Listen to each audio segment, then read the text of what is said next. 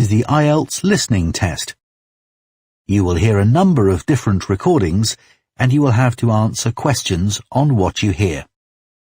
There will be time for you to read the instructions and questions, and you will have a chance to check your work. All the recordings will be played once only. The test is in 4 parts. At the end of the test, you will be given 10 minutes to transfer your answers to the answer sheet. Now turn to part 1.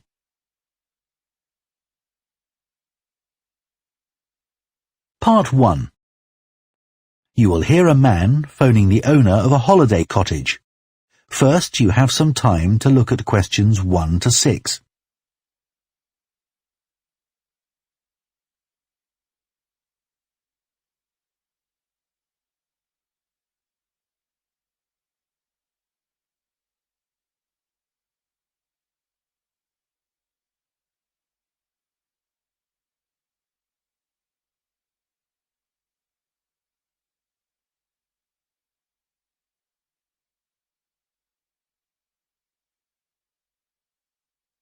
Now listen carefully and answer questions 1 to 6.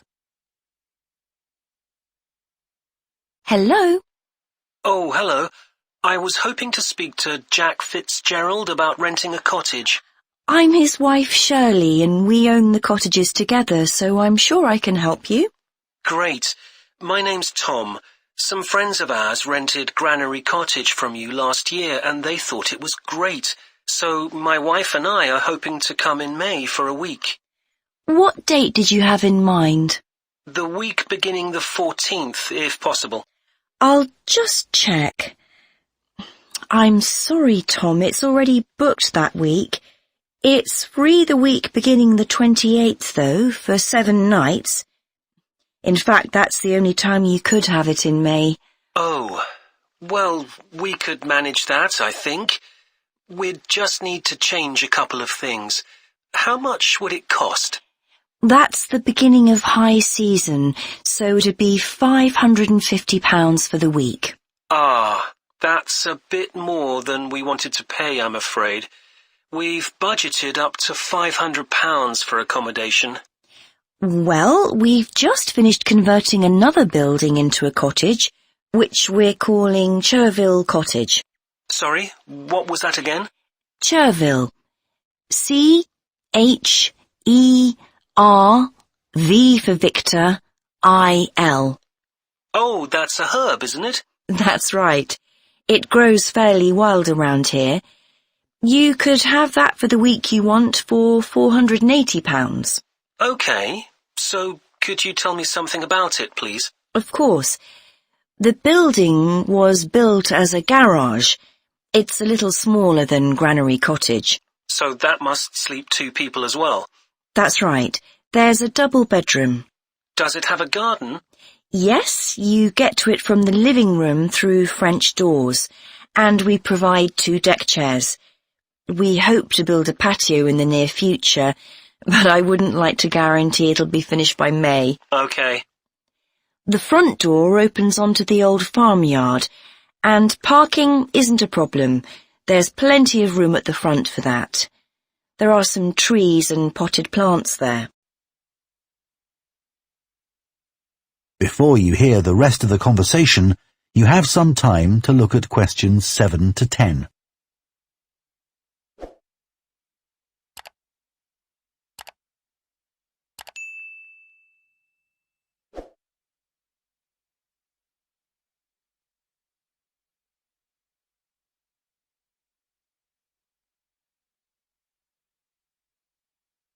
Now listen and answer questions 7 to 10.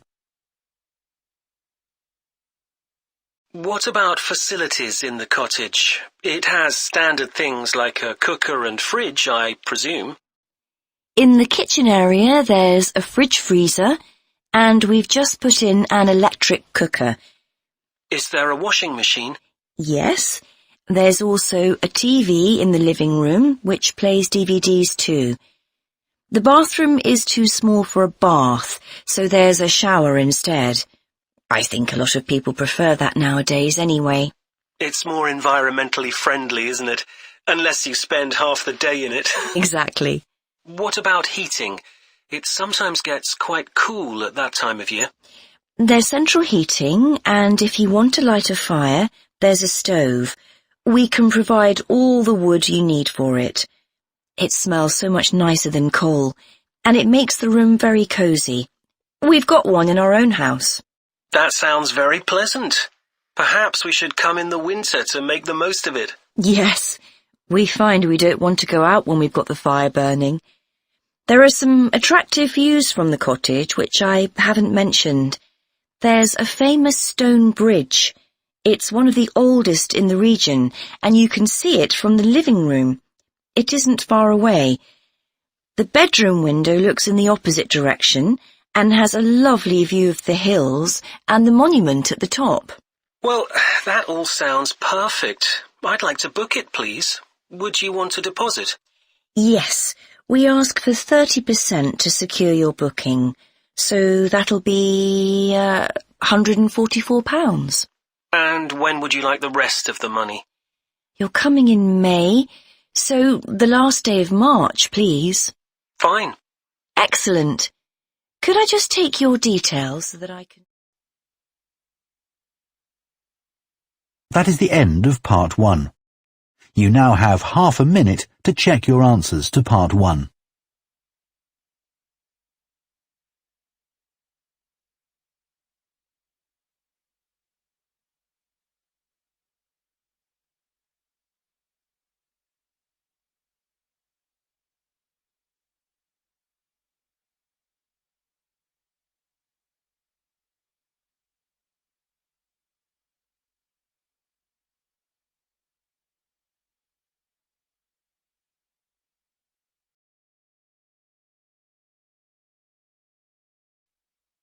Part 2.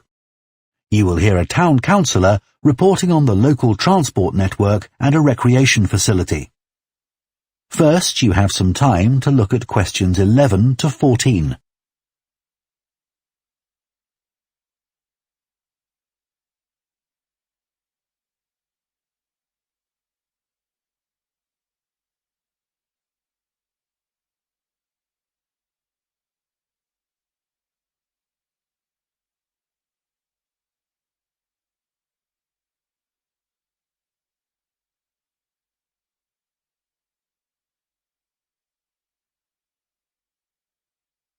Now listen carefully and answer questions 11 to 14.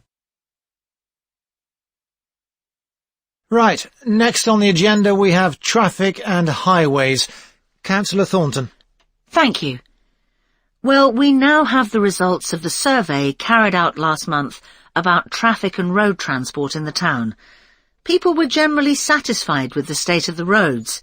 There were 1 or 2 complaints about potholes, which will be addressed, but a significant number of people complained about the increasing number of heavy vehicles using our local roads to avoid traffic elsewhere. We'd expected more complaints by commuters about the reduction in the train service, but it doesn't seem to have affected people too much. The cycle path that runs alongside the river is very well used by both cyclists and pedestrians since the surface was improved last year, but overtaking can be a problem, so we're going to add a bit on the side to make it wider. At some stage, we'd like to extend the path so that it goes all the way through the town, but that won't be happening in the immediate future. The plans to have a pedestrian crossing next to the post office have unfortunately had to be put on hold for the time being. We'd budgeted for this to be done this financial year, but then there were rumours that the post office was going to move, which would have meant there wasn't really a need for a crossing. Now they've confirmed that they're staying where they are, but the Highways Department have told us that it would be dangerous to have a pedestrian crossing where we'd originally planned it, as there's a bend in the road there, so that'll need some more thought. On Station Road, near the station and level crossing, drivers can face quite long waits if the level crossing's closed, and we've now got signs up requesting them not to leave their engines running at that time. This means pedestrians waiting on the pavement to cross the railway line don't have to breathe in car fumes. We've had some problems with cyclists leaving their bikes chained to the railings outside the ticket office, but the station has agreed to provide bike racks there. Before you hear the rest of the talk, you have some time to look at questions 15 to 20.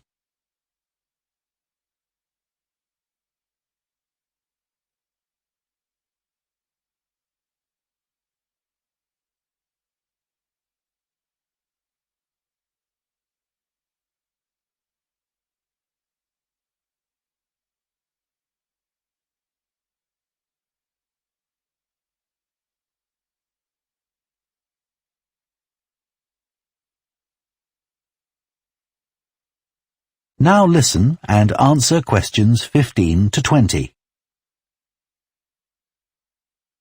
So next on the agenda is proposals for improvements to the recreation ground. Councillor Thornton again. Well, since we managed to extend the recreation ground, we've spent some time talking to local people about how it could be made a more attractive and useful space. If you have a look at the map up on the screen, you can see the river up in the north and the community hall near the entrance from the road. At present, cars can park between the community hall and that line of trees to the east, but this is quite dangerous for pedestrians, so we're suggesting a new car park on the opposite side of the community hall, right next to it. We also have a new location for the cricket pitch. As we've now purchased additional space to the east of the recreation ground, beyond the trees, we plan to move it away from its current location, which is rather near the road, into this new area beyond the line of trees. This means there's less danger of stray balls hitting cars or pedestrians. We've got plans for a children's playground, which will be accessible by a footpath from the community hall and will be alongside the river. We'd originally thought of having it close to the road, but we think this will be a more attractive location. The skateboard ramp is very popular with both younger and older children. We had considered moving this up towards the river, but in the end we decided to have it in the southeast corner near the road. The pavilion is very well used at present by both football players and cricketers. It will stay where it is now, to the left of the line of trees and near to the river, handy for both the football and cricket pitches.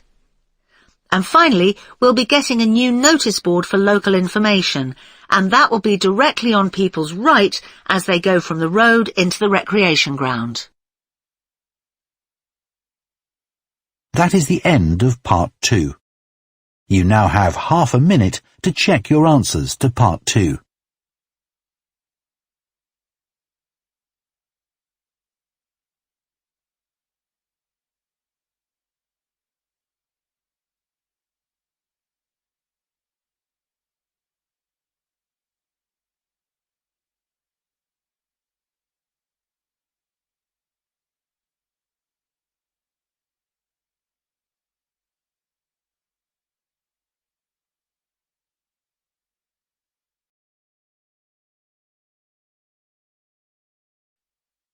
Part 3. You will hear 2 urban planning students discussing bike-sharing schemes in different cities. First, you have some time to look at questions 21 to 24.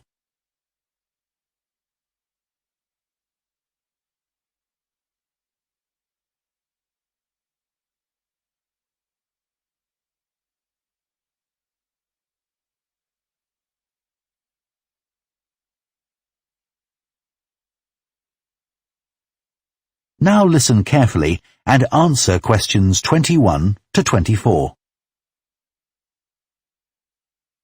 Now that we've done all the research into bike-sharing schemes in cities around the world, we need to think about how we're going to organise our report. Right. I think we should start by talking about the benefits. I mean, it's great that so many cities have introduced these schemes where anyone can pick up a bike from dozens of different locations and hire it for a few hours. It makes riding a bike very convenient for people. Yes, but the costs can add up, and that puts people on low incomes off in some places. I suppose so. But if it means more people in general are cycling rather than driving, then because they're increasing the amount of physical activity they do, it's good for their health. Okay, but isn't that of less importance? I mean, doesn't the impact of reduced emissions on air pollution have a more significant effect on people's health? Certainly in some cities, bike sharing has made a big contribution to that, and also helped to cut the number of cars on the road significantly. Which is the main point. Exactly. But I'd say it's had less of an impact on noise pollution because there are still loads of buses and lorries around. Right. Shall we quickly discuss the recommendations we're going to make? In order to ensure bike-sharing schemes are successful? Yes. Okay. Well, while I think it's nice to have really state-of-the-art bikes with things like GPS, I wouldn't say they're absolutely necessary. But some technical things are really important, like a fully functional app, so people can make payments and book bikes easily. Places which haven't invested in that have really struggled. Good point. Some people say there shouldn't be competing companies offering separate bike-sharing schemes, but in some really big cities, competition's beneficial. And anyway, one company might not be able to manage the whole thing. Right. Deciding how much to invest is a big question. Cities which have opened loads of new bike lanes at the same time as introducing bike-sharing schemes have generally been more successful. But there are examples of successful schemes where this hasn't happened. What does matter, though, is having a big publicity campaign. Definitely. If people don't know how to use the scheme, or don't understand its benefits, they won't use it. People need a lot of persuasion to stop using their cars. Before you hear the rest of the discussion, you have some time to look at questions 25 to 30.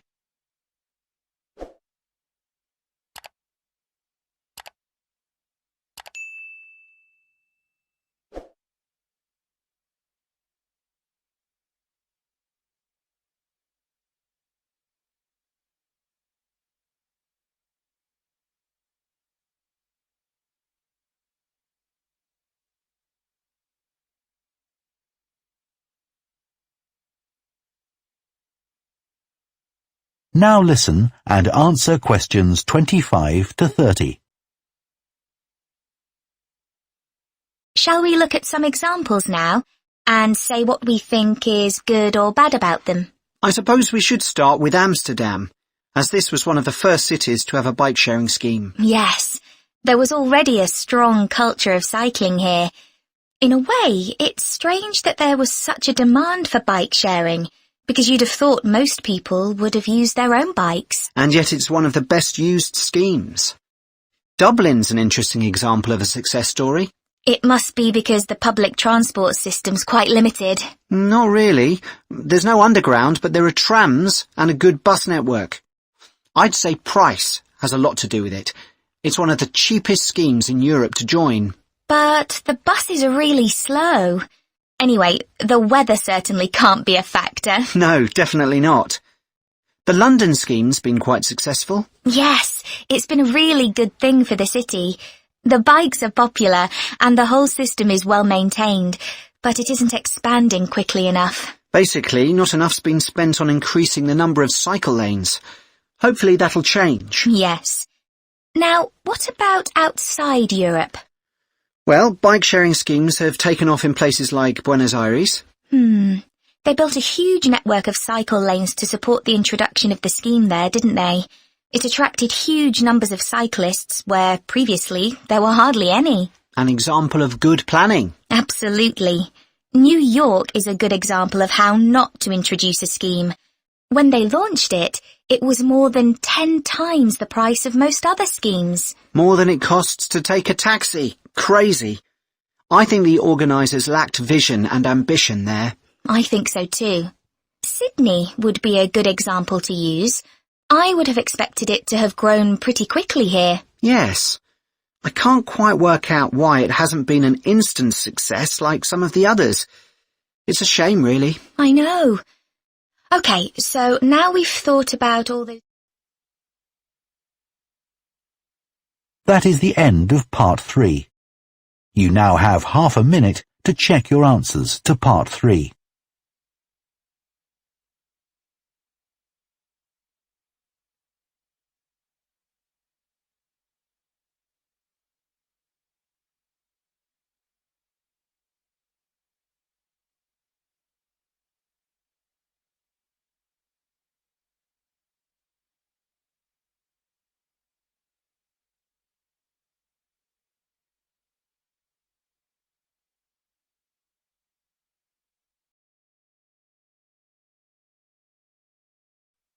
Part 4. You will hear part of an environmental science lecture about a large bird called the dodo, which is now extinct. First, you have some time to look at questions 31 to 40.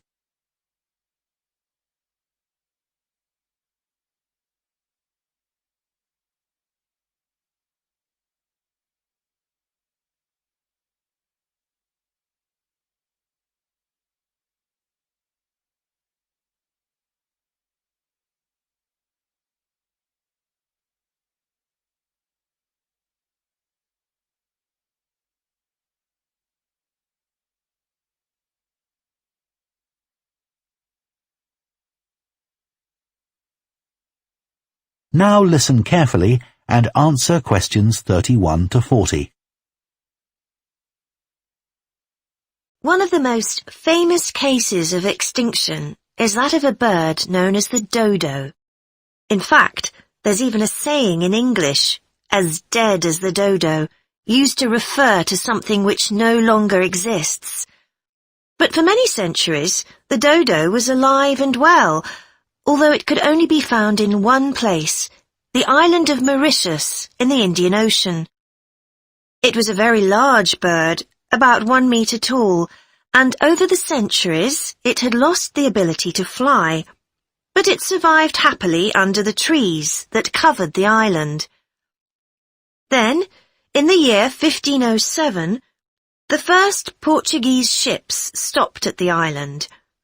The sailors were carrying spices back to Europe and found the island a convenient stopping place where they could stock up with food and water for the rest of the voyage, but they didn't settle on Mauritius. However, in 1638, the Dutch arrived and set up a colony there. These first human inhabitants of the island found the dodo birds a convenient source of meat, although not everyone liked the taste. It's hard to get an accurate description of what the dodo actually looked like. We do have some written records from sailors and a few pictures, but we don't know how reliable these are. The best-known picture is a Dutch painting in which the bird appears to be extremely fat, but this may not be accurate. An Indian painting done at the same time shows a much thinner bird. Although attempts were made to preserve the bodies of some of the birds, no complete specimen survives. In the early 17th century, 4 dried parts of a bird were known to exist. Of these, 3 have disappeared, so only one example of soft tissue from the dodo survives, a dodo head. Bones have also been found, but there's only one complete skeleton in existence. This single dodo skeleton has recently been the subject of scientific research, which suggests that many of the earlier beliefs about dodos may have been incorrect. For example, early accounts of the birds mention how slow and clumsy it was, but scientists now believe the bird's strong knee joints would have made it capable of movement which was not slow, but actually quite fast. In fact, one 17th century sailor wrote that he found the birds hard to catch. It's true that the dodo's small wings wouldn't have allowed it to leave the ground, But the scientists suggest that these were probably employed for balance while going over uneven ground. Another group of scientists carried out analysis of the dodo's skull. They found that the reports of the lack of intelligence of the dodo were not borne out by their research, which suggested the bird's brain was not small, but average in size. In fact, in relation to its body size, it was similar to that of the pigeon, which is known to be a highly intelligent bird. The researchers also found that the structure of the bird's skull suggested that one sense which was particularly well developed was that of smell. So the dodo may also have been particularly good at locating ripe fruit and other food in the island's thick vegetation.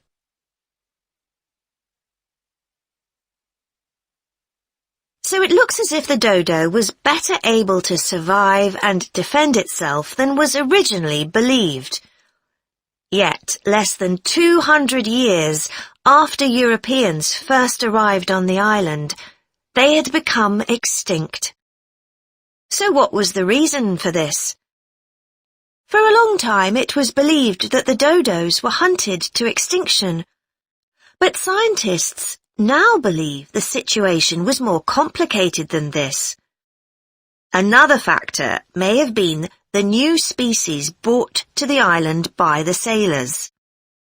These included dogs, which would have been a threat to the dodos, and also monkeys, which ate the fruit that was the main part of the dodo's diet.